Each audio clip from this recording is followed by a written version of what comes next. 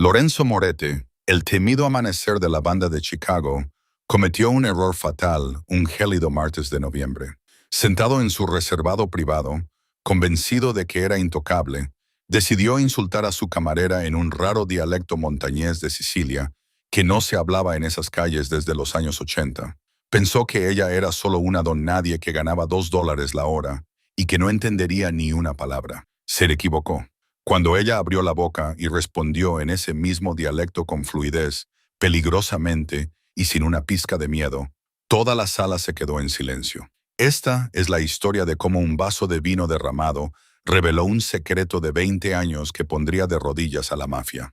14 de noviembre de 2023, Chicago. El viento que soplaba desde el lago Michigan era tan fuerte que podía cortar cristales, pero dentro del restaurante Beto's, en Waca Drive, el aire estaba cargado con el olor a ajo, colonia cara y miedo. Sarah Bennett se ajustó el delantal y hizo una mueca de dolor cuando el nudo se le clavó en la espalda. Tenía 26 años, pero sus ojos parecían más viejos, cautelosos, cansados y constantemente escaneaban las salidas. Para el personal de Beto's, Sarah era aburrida. Era la chica que nunca salía a tomar algo después del turno, nunca hablaba de su familia y pagaba el alquiler en efectivo. Era invisible, y eso era exactamente lo que necesitaba seguir siendo. La mesa 4 necesita que le rellenen la copa de Bo. Y deja de soñar despierta, espetó el gerente, Gary, mientras le ponía una bandeja en las manos. Y, por el amor de Dios, sonríe. Tenemos VIPs llegando en 10 minutos. Sarah no discutió, simplemente tomó la bandeja. Sabía quiénes eran los VIPs, todos lo sabían. En Chicago hay celebridades, y luego están los moretes. A las 7:45 de la tarde, la puerta principal se abrió de par en par. La temperatura en la sala pareció bajar 10 grados Celsius. 3 hombres entraron sacudiéndose la nieve. 2 tenían la complexión de máquinas expendedoras, cuellos gruesos y ojos ocultos tras gafas de sol, a pesar de la oscuridad exterior. Pero el hombre del medio era diferente. Lorenzo Enzo Moretti tenía 32 años y llevaba un traje a medida de Broney que costaba más de lo que Sarah ganaba en un año. No parecía un matón. Parecía el director ejecutivo de una empresa de la lista Fortune 500, lo que en cierto modo era, si esa empresa se dedicaba al chantaje, las apuestas de alto riesgo y la logística del transporte marítimo. Tenía el pelo oscuro peinado hacia atrás, una mandíbula afilada que parecía esculpida en granito y unos ojos fríos, aburridos y peligrosos. El restaurante quedó en silencio. Los tenedores se detuvieron a medio camino de la boca. Este era el drama de la vida real que los clientes anhelaban en secreto, pero que les aterrorizaba presenciar. Gary, el gerente, prácticamente tropezó con sus propios pies, corriendo hacia el mostrador de recepción. Señor Moretti, tenemos su mesa habitual, privada, apartada. Enzo no dijo nada, solo asintió con la cabeza y pasó junto a Gary como si fuera un mueble. Se sentó en la mesa de la esquina, de espaldas a la pared y frente a la puerta. Sus guardaespaldas, Rocco y Dante, ocuparon la mesa contigua, bloqueando el paso. Sarah, sisió Gary, sudando. Ocupa la mesa 40. No la cagues. No hables a menos que te hablen. Solo sirve el agua. Toma la comanda y desaparece. El corazón de Sarah latía con fuerza contra sus costillas, como un pájaro atrapado. Mantuvo la cabeza gacha y cogió la jarra de agua helada y la cesta de pan. Caminó hacia la mesa, concentrándose en su respiración. Inspira 4, aguanta 4, expira 4. Enzo estaba con el móvil, revisando los mensajes, con el ceño fruncido. No levantó la vista cuando Sarah dejó el pan sobre la mesa. ¿Agua?, preguntó en voz baja. Enzo hizo un gesto con la mano, sin siquiera reconocer su presencia. Estaba hablando con Rocco en italiano estándar. Vuelve a revisar el perímetro, dijo Enzo. No me gusta lo tranquila que está la calle. Sarah sirvió el agua. Su mano tembló ligeramente. Una salpicadura de agua cayó sobre el impoluto mantel blanco, del tamaño de una moneda de 10 centavos. Enzo dejó de desplazarse. Miró la mancha húmeda, luego levantó lentamente la vista hacia la cintura de Sarah, luego hacia su etiqueta con el nombre, pero nunca hacia su rostro. Suspiró, un sonido de pura y genuina arrogancia. Se volvió hacia Rocco y cambió de idioma. No hablaba inglés, ni tampoco el italiano estándar que había utilizado segundos antes. Pasó al siciliano, pero no al que se oye en las películas. Se trataba de un dialecto gutural profundo, específico de las majestuosas y escarpadas montañas de las afueras de Palmo. Era un dialecto de las antiguas familias, la realeza de la Cosa Nostra. Talia decis graziata, murmuró Enzo a Rocco, con voz baja y llena de desdén. Es torpe como una vaca. Mírala, con las manos enrojecidas de fregar suelos. Huele a agua de fregar del día anterior y a jabón barato. ¿Por qué venimos aquí? Incluso los empleados parecen campesinos, se burló Rocco. Come, jefe, no es nadie. Probablemente ni siquiera sabe dónde está Italia en el mapa. Es inútil, continuó Enzo en ese dialecto tan específico. Apuesto a que se va a casa, a una caravana, con un marido que la maltrata. Sin clase. Solo otra estadounidense que ocupa espacio inútilmente. Sarah se quedó paralizada. La imagen flotaba en el aire. Durante 5 años, Sarah Bennett había sido un fantasma. Se había teñido el pelo de castaño. Llevaba lentillas de colores para ocultar sus llamativos ojos verdes. Encogía los hombros para ocultar su postura.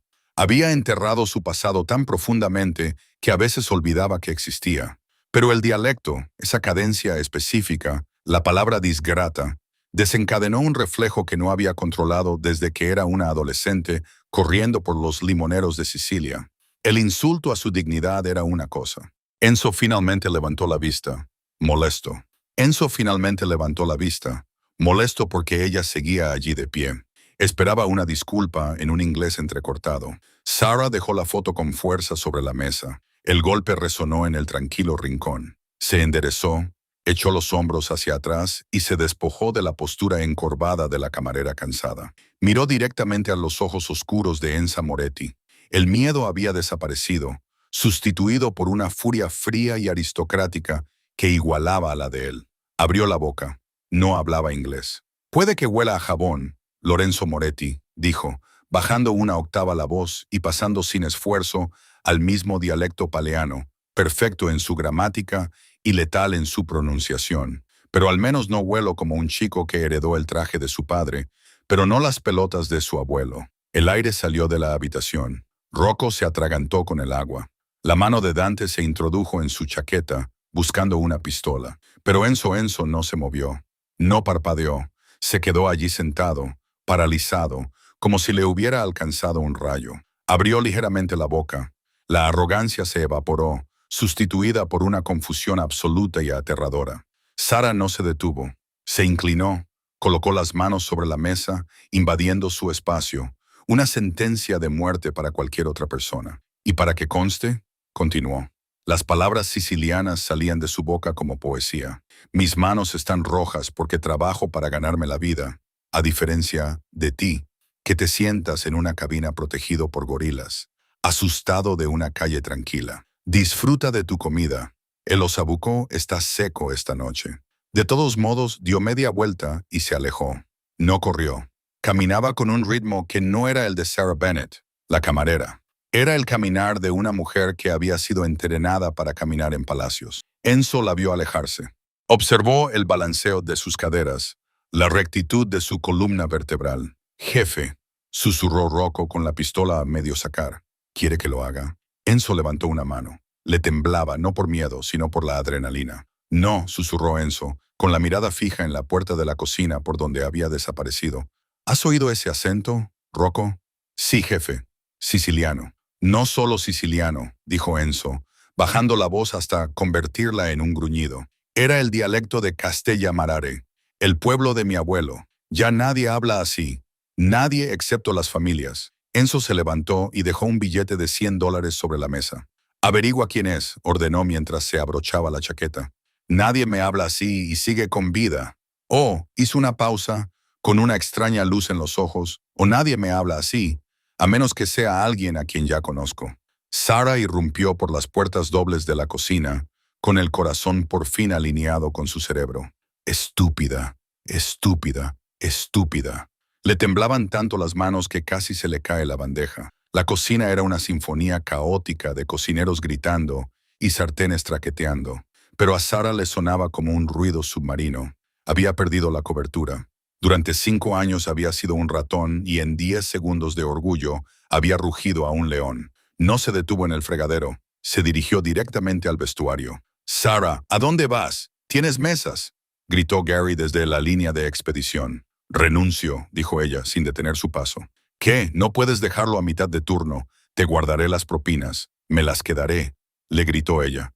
Llegó a su taquilla y sus dedos buscaron a tientas la combinación. 321408. La cerradura se abrió con un clic. Cogió su pesado abrigo, su bolso barato y la bufanda que utilizaba para ocultar su rostro de las cámaras de seguridad de la calle. Sabía cómo funcionaban esos hombres. Enzo Moretti no se lo iba a tomar a broma. Iba a investigar. Y si indagaba siquiera un poco en la vida de Sarah Bennett, encontraría un cementerio. Se metió los brazos en el abrigo y salió corriendo por la puerta trasera hacia el callejón. El aire frío la golpeó como un puñetazo, congelando el sudor de su cuello. Tenía que llegar a su apartamento, coger su bolsa de emergencia, dinero en efectivo, un pasaporte falso, un teléfono desechable y subirse a un autobús. No a un avión. Los aeropuertos tenían cámaras. Quizás un autobús a Minneapolis. O desaparecer en el caos de Nueva York. Caminó rápidamente por el callejón, con sus botas crujiendo sobre la nieve sucia. Se mantuvo en las sombras. Conocía el ritmo de ser perseguida. No mires atrás. No corras a menos que sea necesario. Correr atrae la atención. Camina con determinación. Llegó a la calle principal, mezclándose con la multitud de viajeros que salían del distrito de los teatros. Se miró en el escaparate de una tienda. Solo era una mujer cansada con un abrigo, anónima. Pero mientras esperaba a que cambiara el semáforo en State Street, un todoterreno negro se detuvo lentamente junto a ella. La ventanilla no se bajó. No era necesario. Era un Escalade, cristales tintados, llantas limpias a pesar de la nieve. A Sarah se le heló la sangre. No podían haberme encontrado tan rápido. Giró a la derecha y se metió en una farmacia Walgreens. Se movió por los pasillos, cogió una botella de champú que no necesitaba y utilizó los espejos convexos de las esquinas del techo para mirar hacia la puerta. Entraron 2 hombres. No eran Rocco ni Dante. Eran soldados, de nivel inferior, con chaquetas de cuero y vaqueros que desentonaban bajo las luces fluorescentes. Estaban escaneando rostros. Estaban peinando la manzana. Enzo Moretti era minucioso. No se había limitado a enviar a sus guardaespaldas. Había llamado a la caballería en cuestión de minutos. Sarah abandonó el champú y se dirigió hacia la parte trasera de la tienda. Normalmente había una salida de incendios o un muelle de carga. Empujó las puertas batientes con el letrero «Solo personal». «Oiga, no puede estar aquí atrás», gritó un empleado del almacén, dejando caer una caja de barritas de chocolate. «Inspección de incendios», mintió Sarah con naturalidad, mostrando una vieja tarjeta de biblioteca demasiado rápido para que él la viera. «La puerta trasera está desbloqueada». «Sí, justo ahí». Pateó la barra de la puerta de emergencia y salió a otro callejón. Este era más oscuro. Empezó a correr. Su apartamento estaba a solo 3 manzanas. Si pudiera coger su bolso, giró la esquina hacia su calle y buscó las llaves. Y entonces se detuvo. Aparcado justo delante de su edificio, había un elegante Maserati plateado. Apoyado en el capó, fumando un cigarrillo con elegancia despreocupada, estaba Lorenzo Moretti. Estaba solo, sin guardaespaldas, solo él, el viento helado y el humo que se enroscaba alrededor de su rostro. La vio inmediatamente. No se movió hacia ella, solo la observó, con la mirada fija en ella desde una distancia de 15 metros. Sarah se quedó paralizada. Calculó la distancia. ¿Podría darse la vuelta y correr? Él era más rápido. ¿Podría gritar? Esto era Chicago. La gente ignoraba los gritos. Enzo tiró el cigarrillo y lo aplastó con su bota de cuero italiano. Sarah Bennett la llamó. Su voz se imponía sin esfuerzo sobre el viento. «O como te llames», dio un paso adelante. «Corres rápido. Buenas técnicas de espionaje. No fuiste directamente a casa. Volviste sobre tus pasos y pasaste por la farmacia. Inteligente». Sarah no se movió. Cambió el peso de su cuerpo, preparándose para luchar. No estaba indefensa. Sabía Krav Maga. Sabía cómo sacar los ojos. Sabía dónde estaba la arteria carótida. «¿Qué quieres?», preguntó ella con voz firme. Esta vez habló en inglés. «Quiero saber», dijo Enzo, caminando lentamente hacia ella, con las manos en alto para demostrar que no llevaba ningún arma. Como una camarera de un restaurante italiano de gama media conoce el dialecto del clan Corleonesi. Se detuvo a 1,5 metros de ella. De cerca, era aún más intimidante. El aroma del tabaco y del sándalo caro la envolvió. Tomé una clase, mintió Sarah. Rosetta Stone. Enzo se rió. Era un sonido oscuro y seco. Rosetta Stone no te enseña a llamar amanecer a un chico sin pelotas utilizando una sintaxis que desapareció hace 30 años. Bajó la voz. ¿Quién eres? Y no me mientas otra vez. Hice 3 llamadas mientras tú huías. Sarah Bennett es un fantasma. Número de la Seguridad Social emitido hace 5 años en Ohio. Antes de eso, nada. Sin certificado de nacimiento. Sin expedientes de secundaria. Dio un paso más. El espacio entre ellos crepitaba de tensión. Ya no era solo miedo, era reconocimiento. Como 2 depredadores encontrándose en la naturaleza. No eres camarera, susurró Enzo. Te estás escondiendo. ¿De quién te escondes? Sarah lo miró. Vio la curiosidad en sus ojos, pero también una extraña intensidad. Él no iba a matarla. Todavía no. Si te lo digo, dijo Sarah, volviendo al dialecto siciliano, con una voz apenas audible, desearás haberme dejado seguir caminando. Enzo la miró fijamente, hipnotizado. La nieve caía suavemente entre ellos. Pruébame, respondió él con amabilidad. Sarah respiró hondo. Estaba atrapada. No tenía pistola ni refuerzos, y el hombre más poderoso de la ciudad le bloqueaba la puerta principal. Mi nombre, dijo pasando al inglés, es Alessia. Los ojos de Enzo se abrieron ligeramente. Alessia, repitió. ¿Alicia qué? Ella dudó. El nombre era una sentencia de muerte, pero también era su única ventaja. Alia Duca. El color desapareció del rostro de Enzo. Parecía como si hubiera visto un fantasma. De Luca, logró articular. La hija de Mateo Duca, el consejero de Polarmo. El hombre que tu padre asesinó, dijo Alessia, fría como el hielo. El silencio se prolongó durante 10 segundos. Mi padre mató a todos los que estaban en la casa de los Duca, dijo Enzo con voz temblorosa. Yo estaba allí. Tenía 18 años. Dijeron que todos murieron en el incendio. Se les pasó uno, dijo Alessia. De repente, se oyó un chirrido de neumáticos al final de la manzana. Unos faros brillantes inundaron la calle, cegándolos a ambos.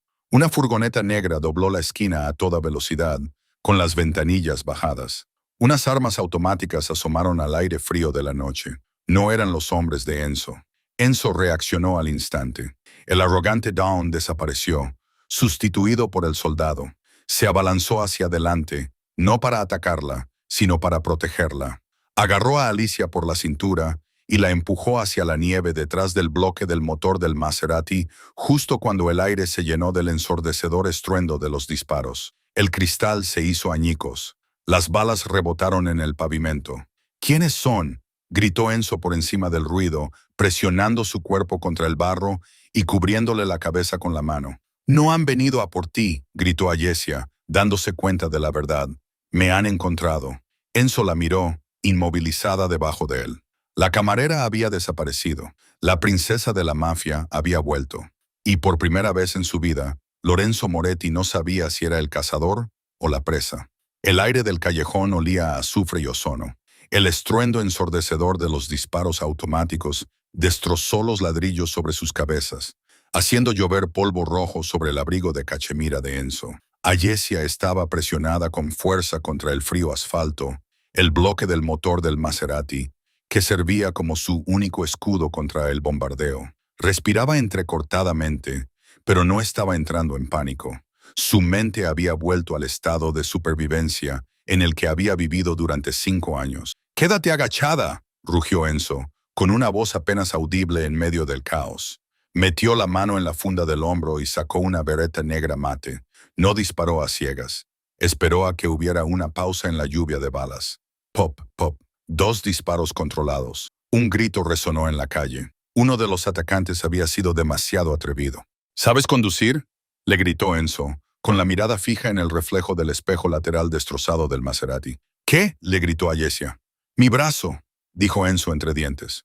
Alessia miró hacia abajo. La sangre oscura se filtraba a través de la tela gris de la chaqueta de su traje, cerca del hombro. Se había rozado al derribarla. «Dame las llaves». exigió ella, extendiendo una mano sorprendentemente firme. Enzo dudó una fracción de segundo, ya que ceder el control a la hija de su enemigo iba en contra de todos sus instintos. Pero otra lluvia de balas rebotó en el capó. Le lanzó el mando a la palma de la mano. «Sube al asiento del copiloto cuando cuente», ordenó Enzo. «Yo te cubriré. 3, 2, 1, ya». Enzo se levantó de un salto y disparó 3 tiros rápidos hacia la furgoneta negra, obligando al pistolero a agacharse. Ayesia se subió al asiento del conductor. El cuero estaba frío. Pulsó el botón de arranque. El motor rugió, un gruñido salvaje que sacudió la carrocería. Enzo se lanzó al asiento del copiloto justo cuando el parabrisas se agrietaba con un nuevo impacto. «¡Marcha atrás!», gritó. Ayesia no necesitó que se lo dijeran. Puso el coche en marcha atrás y pisó el acelerador. El Maserati salió disparado hacia atrás por la estrecha calle, derrapando sobre el hielo. Giró el volante con una mano, ejecutando un giro perfecto que hizo que la parte delantera del coche se girara en dirección opuesta a la furgoneta. «¡Nos siguen!», gritó Enzo, agarrándose el hombro ensangrentado. Por el retrovisor vio cómo la furgoneta negra se alejaba a toda velocidad, con los faros cegándolos. «¡Aguanta!», dijo Alicia. Su voz era tranquila, peligrosamente tranquila. Ella huía de ello. El coche se lanzó hacia adelante, alcanzando los 100 kilómetros por hora en menos de 4 segundos. Se saltaron un semáforo en rojo en State Street, con las bocinas sonando mientras un taxi derrapaba para esquivarlos. «¿A dónde vamos?», preguntó Alessia con la mirada fija en la carretera y los espejos. «Ve hacia el río», le indicó Enzo, haciendo una mueca de dolor cuando el coche golpeó un bache. «Por Lower Waca Drive. Los perderemos en los túneles. Entonces te diré a dónde ir». Alessia giró bruscamente a la derecha, con los neumáticos chirriando en señal de protesta. Tomó la rampa que bajaba al nivel subterráneo de las calles de Chicago, un laberinto de pilares de hormigón y sombras. Era un lugar donde las señales del GPS desaparecían y la cobertura móvil se esfumaba. Se abrió paso entre el tráfico, cortándole el paso a un camión de reparto para poner una barrera entre ellos y la furgoneta. Tomó 3 curvas cerradas en rápida sucesión, derrapando con el pesado deportivo como un piloto de rally. Tras 2 minutos de silencio miró por el retrovisor. La furgoneta había desaparecido. «Los hemos perdido», susurró, levantando el pie del acelerador. «No reduzcas la velocidad», dijo Enzo con el rostro pálido. «Toma la salida de Wells Street. Dirígete al norte. Tengo un refugio en Lincoln Park». Alessia lo miró. La camarera Sarah había desaparecido por completo. «Está sangrando, Moretti. Necesitamos un hospital». «¿Sin hospitales?», espetó Enzo.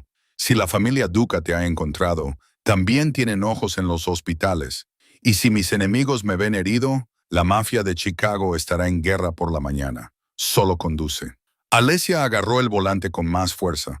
Conducía un coche que no podía permitirse, sentada junto al hijo del hombre que había arruinado su vida, huyendo de los sicarios que querían terminar el trabajo. «¿Por qué me has salvado?», preguntó en voz baja, mientras la adrenalina comenzaba a desvanecerse y daba paso a un frío temor. «Podrías haber dejado que me llevaran. Habría resuelto tu problema». Enzo la miró. Sus ojos estaban pesados, pero la intensidad seguía ahí. «¿Por qué?», murmuró, recostando la cabeza contra el asiento. «No dejo que extraños maten gente en mi ciudad, y porque todavía tengo preguntas». El refugio era un ático con vistas a la extensión helada del parque, pero parecía más bien una fortaleza. El ascensor se abría directamente al salón, un espacio de acero, cristal y arte moderno que parecía no haber sido tocado nunca. Enzo tropezó al entrar, apoyando todo su peso en Ayesia. Ella prácticamente lo arrastró hasta el amplio sofá blanco. «Cocina», gimió Enzo, señalándola. «El botiquín de primeros auxilios está debajo del fregadero y el whisky en el armario». Alessia corrió a la cocina. Encontró el botiquín. No era una caja estándar de tiritas. Era un botiquín de traumatología. Suturu, polvo coagulante, lidocaína. Cogió una botella de Macallan 25 de la estantería y 2 vasos. Cuando regresó, Enzo ya se había quitado la chaqueta y la camisa empapada de sangre. Ayesia se detuvo. Enzo Moretti tenía un físico escultural, lleno de cicatrices y musculoso, pero fue la herida reciente en el deltoides lo que le llamó la atención. Era un surco profundo, del que manaba sangre de color rojo oscuro, pero la bala había atravesado el músculo. «Sirve la bebida», dijo Enzo apretando los dientes. Ella sirvió un vaso y se lo entregó. Él se lo bebió de un trago, luego sirvió otro y lo vertió directamente sobre la herida. Rugió de dolor, arqueando la espalda y con las venas hinchadas en el cuello. «Dame la aguja», jadeó. «No puedes coserte tu propio brazo, idiota», dijo Alesia, poniéndose un par de guantes de látex. «Quédate quieto». Se sentó en el borde del sofá, con las rodillas rozando su muslo. Por un momento, el silencio fue sepulcral. Limpió la herida con eficacia, con manos firmes. «¿Has hecho esto antes?», observó Enzo, mirándola a la cara. «Crecí en una casa de soldados, Lorenzo. Igual que tú», respondió ella sin levantar la vista. «Aprendí a coser una herida de cuchillo antes de aprender álgebra». Le inyectó la lidocaína. Él se estremeció, pero luego se relajó. «Cuéntame», dijo Enzo en voz baja mientras ella comenzaba a enhebrar la aguja. «Mi padre me dijo que Mateo Duca traicionó a la comisión, que vendía raíces a los rusos, que el incendio fue justicia». Ayesia se detuvo. Levantó la vista, con sus ojos verdes ardiendo con 20 años de rabia reprimida. «Tu padre mintió», escupió. «Mi padre se negó a vender heroína. Ese fue su delito. Quería que las familias se dedicaran al juego y a la construcción. Tu padre, ese bastardo codicioso, quería el dinero de la droga, así que quemó mi casa mientras dormíamos». Ella le clavó la aguja en la piel. Enzo no se estremeció esta vez. «Recuerdo el humo», susurró Ayesia con voz temblorosa. «Recuerdo a mi madre gritándome que corriera. Salí por la ventana del baño. Vi cómo se derrumbaba el techo. Vi a tu padre de pie en la entrada encendiendo un cigarro». Enzo apartó la mirada y se quedó mirando las luces de la ciudad a través de la ventana que iba del suelo al techo. «No lo sabía», dijo en voz baja. «¿Importa?» Ayesia terminó la puntada, la ató y cortó el hilo. «Ahora tú eres el amanecer. Te sientas en el trono construido sobre las cenizas de mi familia». Se levantó y se acercó a la ventana, abrazándose a sí misma. Parecía pequeña frente al vasto telón de fondo del horizonte. «Esos hombres esta noche», dijo Enzo, cambiando de tema, «no eran mis hombres, ni eran matones genéricos. Se movían como militares. O sicarios», dijo Ayesia. «Sicarios sicilianos». «¿Cómo te encontraron?», preguntó Enzo. «Has sido Sarah Bennett durante 5 años. Eras invisible hasta esta noche». Ayesia se dio la vuelta. «No lo sé. No hice nada diferente. Fui a trabajar. Volví a casa. ¿Llamaste a alguien?». «No envié ningún correo electrónico». «No». Enzo se levantó, probando su brazo. Se acercó al lugar donde yacía su chaqueta ensangrentada y sacó su teléfono. Marcó un número. «Rocco, soy yo», dijo al teléfono. «Estoy a salvo. La chica está conmigo. Escucha, necesito que registres el restaurante. Betos, comprueba los registros del personal. Comprueba las cámaras. Y Rocco, comprueba la lista de reservas de esta noche». «¿Quién sabía que yo iba a estar allí?». Escuchó durante un momento, entrecerrando los ojos. «¿Qué quieres decir?», preguntó Enzo. Volvió a escuchar. Miró a Alesia. «De acuerdo, mantente oculta. No confíes en nadie, ni siquiera en Dante». Colgó. La expresión de su rostro era aterradora. «¿Qué?», preguntó Alesia. Rocco revisó el sistema de reservas. Enzo dijo, caminando lentamente hacia ella. «Alguien llamó a Betos 3 horas antes de que yo llegara. Pidieron esa mesa en concreto y pidieron un camarero en concreto». Ayesia sintió cómo se le helaba la sangre. «¿Yo?». «Sí, la chica de los ojos verdes», dijeron. «Pero yo uso lentillas», susurró Alicia. «Nadie sabe el color de mis ojos. Nadie excepto». Se detuvo. Un recuerdo le vino a la mente. Hacía una semana, un hombre en el parque. Se había chocado con ella y había tirado su café. Ella había levantado la vista, sobresaltada, y por un instante sus lentes de contacto se habían desplazado. Él se había disculpado profusamente y la había ayudado a levantarse. Le había tocado la mano. «¿Un fantasma del pasado?», preguntó Enzo. «¿Mi tío?», se dio cuenta Ayesia, con voz hueca. «El tío Giovanni no estaba en la casa cuando se incendió. Desapareció. Pensaba que estaba muerto. Pero él también tenía los ojos verdes. Es un rasgo de los Duca. Giovanni Duca», pensó Enzo, el lobo. «Si está vivo y te ha encontrado, ¿por qué enviar sicarios? Porque», dijo Ayesia con lágrimas en los ojos, «si estoy viva, soy la heredera. Mi padre me dejó todo en un fideicomiso que se desbloquea cuando cumpla 26 años. Cumpliste 26 la semana pasada. recordó Enzo, gracias a la investigación que había hecho en su cabeza. Si muero, dijo Alesia, el dinero, las tierras de Polmo, la influencia restante, todo pasa al siguiente kin. Giovanni, terminó Enzo. La comprensión quedó suspendida en el aire. Su propia carne y sangre la había traicionado. Enzo dio un paso hacia ella.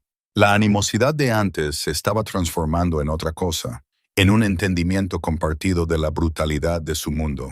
Ambos eran miembros de la realeza de un reino moribundo, rodeado de chacales. No puedes volver a tu apartamento, Enzo dijo. No puedes ir a ningún sitio. Giovanni tendrá vigilados los aeropuertos, las estaciones de autobuses. Si ha contratado a ese equipo esta noche, es porque tiene recursos. Puedo cuidar de mí misma, dijo Alesia, aunque su voz carecía de convicción. Estaba cansada, tan cansada de huir. No, no puedes, dijo Enzo con firmeza. Extendió la mano, que se quedó suspendida cerca de su rostro, casi tocándole la mejilla. Tú eres Duca, yo soy Moretti. Según todas las leyes de nuestro mundo, debería pegarte un tiro ahora mismo para terminar la guerra de mi padre. Alesia lo miró, desafiante. Entonces hazlo. Los ojos de Enzo se posaron en sus labios, luego volvieron a sus ojos. El aire entre ellos crepitaba, más caliente que el fuego que había destruido su hogar. No puedo, susurró, porque eres la única persona en esta ciudad que habla mi idioma en más de un sentido. Dio un paso atrás, rompiendo el trance. Quédate aquí, ordenó, con la voz que había tenido al amanecer, y hay una habitación de invitados al final del pasillo. Cierra la puerta con llave si te hace sentir mejor, pero nadie entrará aquí sin mi huella. ¿A dónde vas?, preguntó Alesia. Tengo una guerra que empezar, dijo Enzo cogiendo su pistola. Si Giovanni Duca está en Chicago intentando matarte, está invadiendo mi territorio y ha interrumpido mi cena. Se dirigió al ascensor. Justo antes de que se cerraran las puertas, se volvió para mirarla. Ella estaba de pie en medio de la habitación, todavía con su uniforme de camarera, con las manos manchadas de sangre, pareciendo una reina en el exilio. Duerme, Alesia, dijo. Mañana cazaremos. La luz de la mañana inundaba el ático, dura e implacable contra las paredes gris acero. Alicia se despertó sobresaltada. Su mano buscó instintivamente un arma que no estaba allí. Estaba en una cama que costaba más que toda su educación, envuelta en sábanas de algodón egipcio. Por un momento, volvió a ser Sara, la camarera, preocupada por llegar tarde al turno del brunch. Entonces, el dolor punzante en sus costillas magulladas le recordó que Sara había muerto. Alesia Duca había regresado. Encontró a Enzo en la sala de estar. Llevaba un traje nuevo, gris carbón, y parecía como si no le hubieran disparado la noche anterior. Estaba hablando por teléfono, hablando rápidamente en italiano, paseándose frente a la ventana. Sobre la mesa de centro había un espresso y unos pasteles sin tocar. Colgó en cuanto la vio. Su mirada la recorrió de arriba abajo. Llevaba una de sus camisas, que le llegaba hasta las rodillas. ¿Café?, dijo, señalando la mesa. Bebe, tenemos 2 horas. ¿2 horas para qué?, preguntó Alesia, sirviéndose una taza de café expreso solo, tal y como solía tomarlo en Polmo. Para convertirte de nuevo en Duca, dijo Enzo, sentándose frente a ella. He hecho algunas llamadas. Tu tío Giovanni está en la ciudad. Se aloja en el Four Seasons con un alias, pero está aquí por una razón específica. La gala de invierno del alcalde esta noche en el Hotel Drake. Alesia bajó la taza. Va a una gala. Es un fantasma. Es un fantasma que necesita blanquear dinero. Enzo la corrigió. La gala es el mayor evento de networking del año. Políticos, jueces e inversores. Giovanni está tratando de comprar su entrada en la legitimidad de Chicago. Cree que estás muerta o huyendo a Canadá. Enzo se inclinó hacia adelante, clavando sus ojos oscuros en los de ella. Vamos a entrar juntos por la puerta principal. ¿Quieres utilizarme como cebo?, dijo Alesia con tono seco. Quiero utilizarnos como arma, replicó Enzo. Si te ve viva a mi lado, protegida por la familia Moretti, entrará en pánico, cometerá un error, y cuando lo haga, estaremos allí para aprovecharlo. Y si decide dispararnos en la alfombra roja, no lo hará. Hay demasiadas cámaras. El lobo prefiere las sombras. Vamos a arrastrarlo a la luz. Enzo se levantó y aplaudió. Las puertas del ascensor se abrieron. Una mujer de unos 50 años entró, seguida de 2 asistentes que empujaban un carro con percheros llenos de bolsas de ropa. Esta es Madame Lair, presentó Enzo. Ha vestido a primeras damas y estrellas de cine. Hoy te vestirá a ti. Las siguientes 2 horas fueron un torbellino de seda, terciopelo y laca para el pelo. A Ayesia la pincharon, la empujaron y la pintaron, pero cuando se miró en el espejo, vio la transformación. Las líneas de cansancio alrededor de sus ojos habían desaparecido. Su postura, normalmente encorvada para evitar llamar la atención, se enderezó gracias a la estructura del vestido. Cuando finalmente salió al salón, la sala se quedó en silencio. Llevaba un vestido de seda verde esmeralda, del mismo color que sus ojos. Era escotado por la espalda. Se ceñía a sus curvas como una segunda piel y tenía una abertura que llegaba hasta el muslo, dejando al descubierto unos zapatos de tacón de aguja con incrustaciones de diamantes. Llevaba el pelo recogido, dejando al descubierto la elegante línea de su cuello. Enzo estaba sirviéndose un whisky. Se detuvo a mitad de camino. El líquido ámbar se desbordó del vaso y se derramó sobre el costoso aparador. No se dio cuenta. La miró fijamente y por primera vez, el endurecido jefe de la mafia parecía un hombre que había olvidado cómo respirar. «Bueno», preguntó Alesia, con voz desafiante. «¿Parezco una camarera?»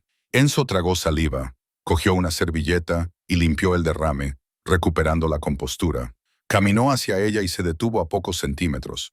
El aroma de su jazmín y el peligro llenaron su cabeza. «No», murmuró con voz ronca. «Pareces una reina». Metió la mano en el bolsillo y sacó una caja de terciopelo. Dentro había un collar, pesados eslabones de oro con un único y enorme colgante de esmeralda. «Era antiguo, una antigüedad.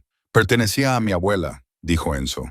«Es un símbolo de protección. Si llevas las esmeraldas Moretti, eres intocable». Se colocó detrás de ella. Ayesia contuvo la respiración cuando sus cálidos dedos le rozaron el cuello para abrocharle el broche. El peso del oro se posó sobre su clavícula, frío y pesado. «Esta noche», le susurró Enza al oído, provocándole un escalofrío que le recorrió la espalda. «No eres la hija de mi enemigo, eres mía». Alesia se volvió hacia él. La proximidad era vertiginosa.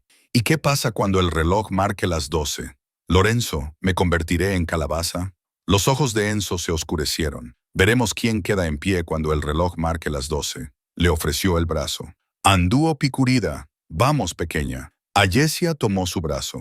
«No me llames pequeña. Soy yo quien lleva el arma». Golpeó la abertura del vestido en el muslo, donde llevaba atada a la pierna una pequeña pistola del calibre 22 con empuñadura de perla. Enzo sonrió, una sonrisa genuinamente peligrosa. «Esa es mi chica». El Hotel Drake era un castillo de luz dorada contra la noche nevada de Chicago. Los flashes estallaban como luces estroboscópicas mientras las limusinas dejaban a la élite de la ciudad en la alfombra roja. Cuando el Maserati negro de Enzo se detuvo, se hizo el silencio entre la prensa. Todo el mundo conocía a Lorenzo Moretti. Era el príncipe oscuro de la ciudad, temido, respetado y rara vez visto en público con una acompañante. El aparcacoches abrió la puerta. Enzo salió, abrochándose la chaqueta del esmoquín. Metió la mano dentro. Cuando Alesia salió, se rompió el silencio. Los fotógrafos se volvieron locos. ¿Quién es ella? ¿Es una modelo? Mira el collar. Son las joyas de Moretti. Ayesia agarró con fuerza el brazo de Enzo, con los nudillos blancos. «Nos están mirando», susurró con una sonrisa congelada. «Deja que nos miren», dijo Enzo guiándola hacia la entrada. «Mantén la cabeza alta. Eres una duca. Esta ciudad te pertenece tanto como a mí». Entraron en la sala Gold Coast.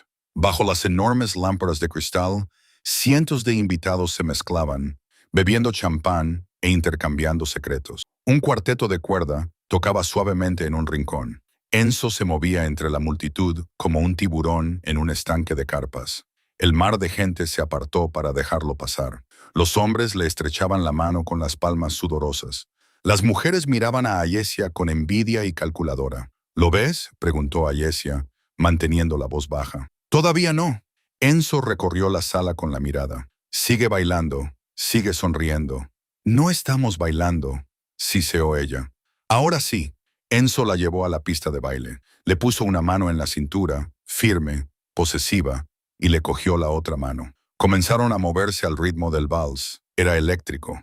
Cada lugar en el que sus cuerpos se tocaban parecía arder. Se movían en perfecta sincronía, como si llevaran años siendo pareja, y no solo unas horas. «Llevas bien el peso para ser un bruto», murmuró Ayesia, mirándolo. «Y tú sigues bien para ser una mocosa», replicó Enzo, aunque sus ojos sonreían. Ahí, Ayesia se quedó paralizada. Por encima del hombro de Enzo lo vio, de pie cerca de las puertas del balcón, con una copa de whisky en la mano. Había un hombre de cabello plateado y ojos fríos y depredadores. Se reía de algo que había dicho un senador. Giovanni Duca, el lobo. Tenía exactamente el mismo aspecto que recordaba de hacía 20 años, solo que más viejo. Cruel. Los ojos de Giovanni recorrieron la sala y se detuvieron. Los vio. El vaso que Giovanni tenía en la mano no se rompió, pero su sonrisa desapareció al instante. Miró fijamente a Alesia, a la chica muerta que caminaba, y su rostro palideció, luego se sonrojó de rabia. «Nos ha visto», susurró Alesia. «Viene hacia aquí». «Bien», dijo Enzo girándola para quedar frente a Giovanni. «Que venga». Giovanni se acercó a ellos con paso suave y depredador. Se detuvo a medio metro de distancia, ignorando por completo a Enzo. «Alesia», dijo Giovanni con una voz que sonaba como hojas secas aplastadas bajo los pies. «Mi querida sobrina», pensé. «Bueno, hemos oído rumores trágicos». «Estoy segura de que sí, tío», respondió Alesia con voz firme, alimentada por el calor de la mano de Enzo en su espalda. «Ya que fuiste tú quien los inició», se rió Giovanni, un sonido desprovisto de humor. «Y mírate, llevando el collar del perro que mató a tu padre», señaló el collar Moretti. Enzo dio un paso adelante, bloqueando la vista de Giovanni. «Cuidado, Giovanni», dijo Enzo, con voz baja y letal. «Estás hablando con mi prometida». La palabra quedó suspendida en el aire. «¿Prometida?» Incluso Alesia parpadeó. Giovanni miró a ambos, entrecerrando los ojos. «Prometida, un morete y un duca. Eso va en contra de la naturaleza». «Los tiempos cambian», dijo Enzo, «y también el territorio. He oído que estás buscando inversores, Giovanni, pero creo que deberías buscar un vuelo de vuelta a casa. Chicago está cerca de ti». Giovanni sonrió mostrando demasiados dientes. «¿Ah, sí? ¿Crees que controlas esta ciudad, chico? ¿Crees que por sentarte en la silla de tu padre tienes su poder?» Giovanni se inclinó hacia él. «No he venido aquí para invertir, Lorenzo. He venido a cobrar. Y tengo amigos dentro de tu casa». Enzo frunció el ceño. «¿De qué estás hablando?» De repente, la música se detuvo. No era el final de la canción. El cuarteto de cuerdas simplemente dejó de tocar. Las conversaciones en la sala se apagaron y la confusión se extendió. El auricular de Enzo crepitó. Era Rocco. «Jefe». La voz de Rocco denotaba pánico. «Tenemos un problema. Las salidas. Las acaban de cerrar. Todas. Seguridad no responde».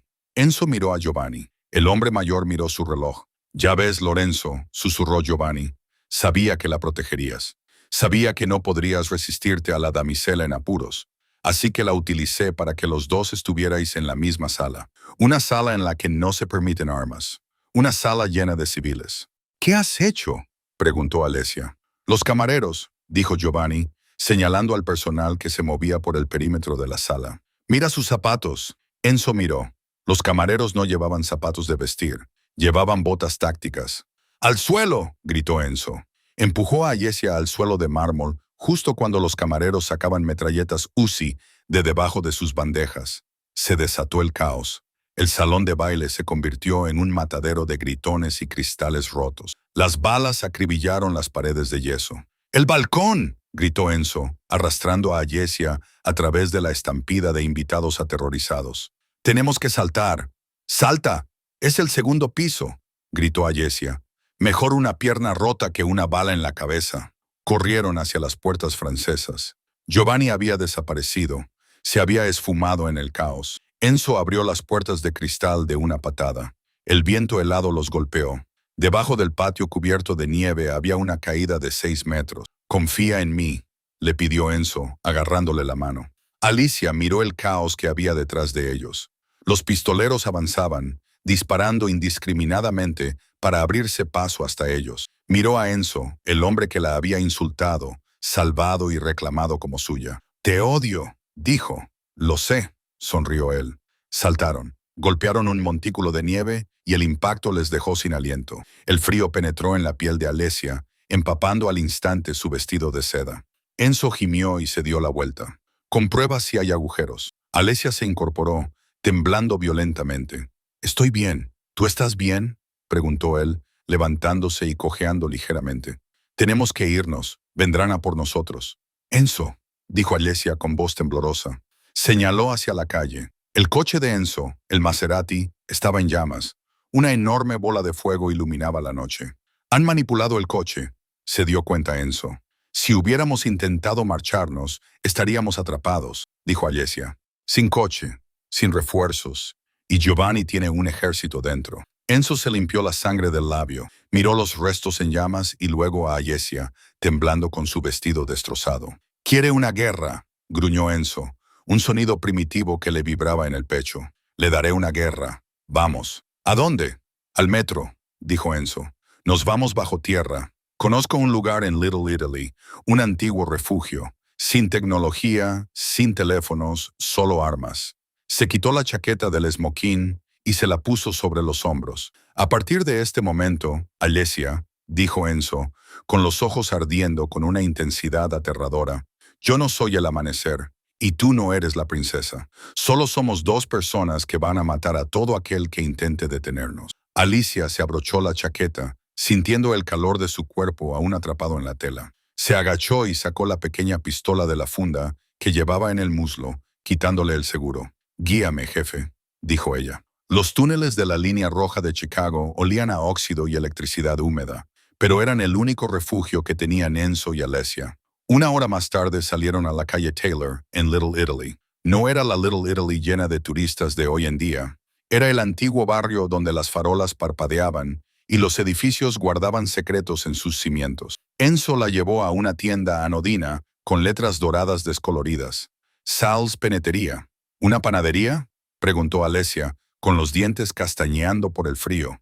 Todavía llevaba la chaqueta de smoking de Enzo sobre su vestido arruinado, con los pies sangrando por los tacones rotos. «El primer negocio de mi abuelo», dijo Enzo, dando 3 patadas en la parte inferior de la puerta. «Se ha abierto. Lleva cerrada 10 años. Nadie sabe nada del sótano». Entraron a trompicones. El aire estaba cargado del olor a harina rancia y levadura. La luz de la luna se filtraba a través de las ventanas polvorientas, proyectando sombras largas y fantasmales sobre las batidoras industriales y las mesas de trabajo de madera. Enzo apartó un pesado saco de harina para descubrir una caja fuerte empotrada en el suelo. Giró la rueda. «Necesitamos munición», murmuró, «y un teléfono que no esté pinchado». «Enzo», susurró Alesia. Él levantó la vista. Alesia estaba de pie junto a la ventana delantera, mirando a través de las lamas de las persianas. «Hay un coche», dijo con voz temblorosa. «Un sedán negro. Acaba de aparcar en la calle, las luces apagadas». Enzo se quedó paralizado. «No pueden habernos rastreado. Nos hemos escondido. A menos que...». Alicia se volvió hacia él, con la comprensión reflejada en sus ojos verdes. «A menos que el rastreador no estuviera en el coche. A menos que lo llevaras tú». Enzo se palpó los bolsillos. Nada. Entonces miró su reloj, un Rolex Vintage que le había regalado su guardaespaldas Dante por su cumpleaños el mes pasado. Se lo quitó y lo estrelló contra la mesa metálica. Entre los engranajes yacía un microtransmisor del tamaño de un grano de arroz. «Dante», gruñó Enzo. La traición le dolía más que cualquier bala. Él era el único que sabía lo del reloj.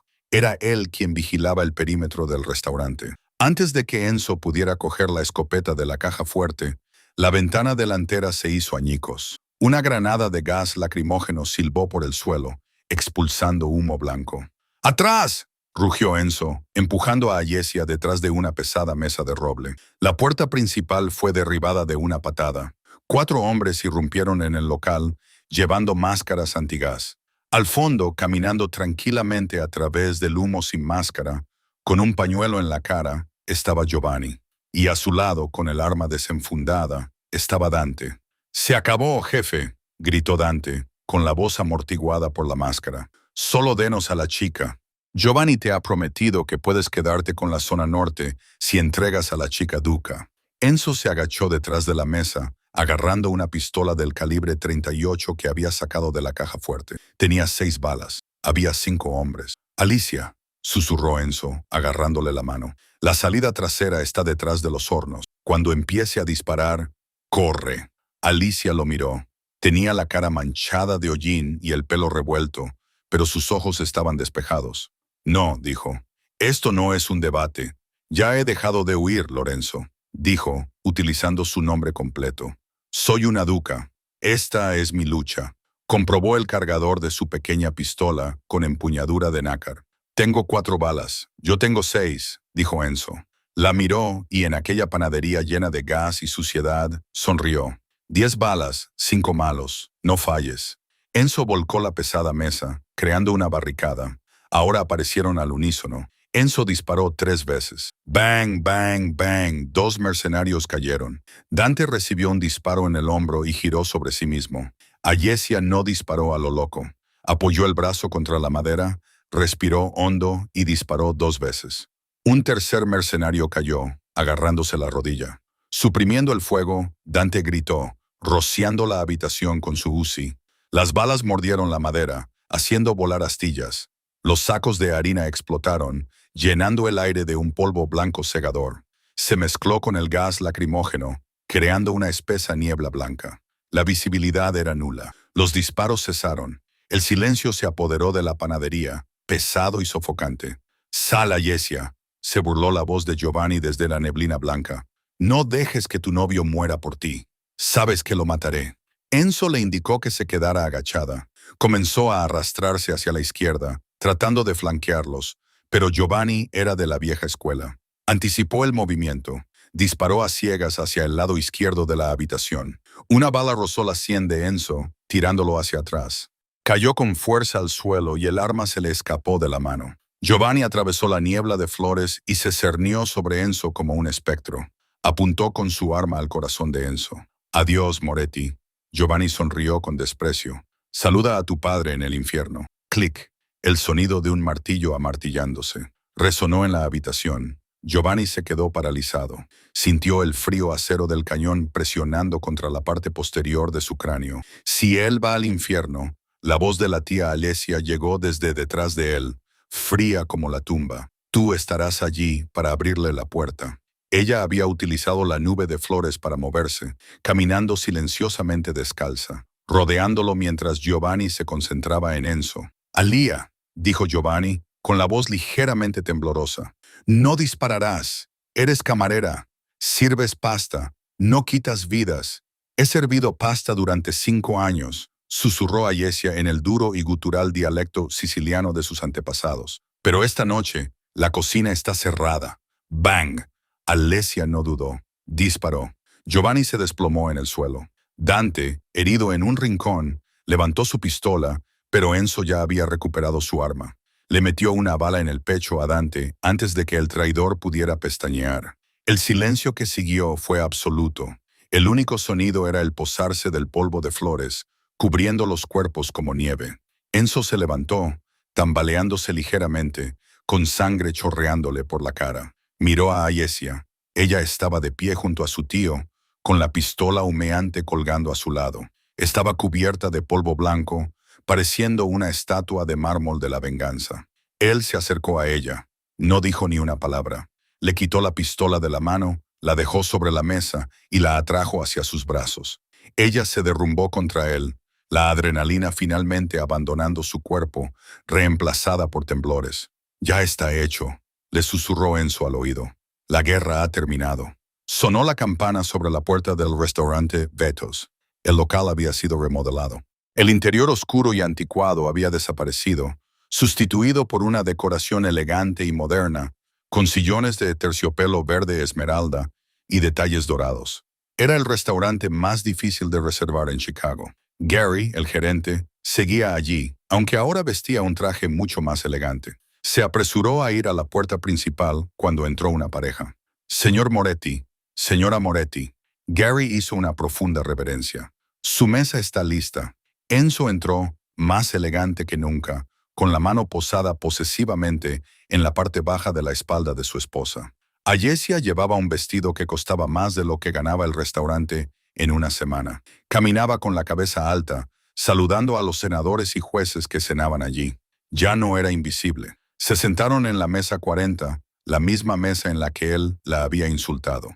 Un camarero joven y nervioso se acercó con una jarra de agua. Le temblaban las manos mientras miraba a la famosa pareja. «Agua», balbuceó el chico. Enzo miró al chico. Vio el miedo, vio la torpeza. Enzo sonrió, una sonrisa sincera y cálida. «Tranquilo, chico», dijo Enzo en inglés. «Solo sírvelo, y si se te cae, no te preocupes. Mi esposa también solía ser torpe». Alessia se rió. Un sonido brillante y peligroso. Se inclinó y besó a Enzo en la mejilla. «No era torpe, Lorenzo», le susurró en siciliano, para que solo él pudiera oírla. Solo esperaba el momento adecuado para atacar. Enzo le tomó la mano y le besó los nudillos. El anillo de esmeralda en su dedo brilló a la luz de las velas. «Te amo», le susurró él a su vez. El camarero sirvió el agua. No derramó ni una gota. Y esa es la historia de Enzo y Alessia. Es un recordatorio de que nunca se sabe realmente con quién se está tratando. Enzo pensaba que estaba insultando a un sirviente impotente, pero en realidad estaba despertando a una reina dormida. En la vida, a menudo juzgamos a las personas por sus uniformes, sus trabajos o su silencio. Pero todo el mundo tiene una historia y a veces la persona más callada de la sala es la más peligrosa. Alessia demostró que tu pasado no tiene por qué ser tu prisión, sino que puede ser tu arma. Y Enzo aprendió que el verdadero poder no tiene que ver con el miedo, sino con el respeto. Si te ha gustado esta historia de traición, venganza y romance, dale al botón de me gusta. Ayuda mucho al crecimiento del canal. ¿Qué habrías hecho tú si fueras Alessia? ¿Habrías huido cuando tuviste la oportunidad? ¿O te habrías quedado para luchar por tu derecho de nacimiento?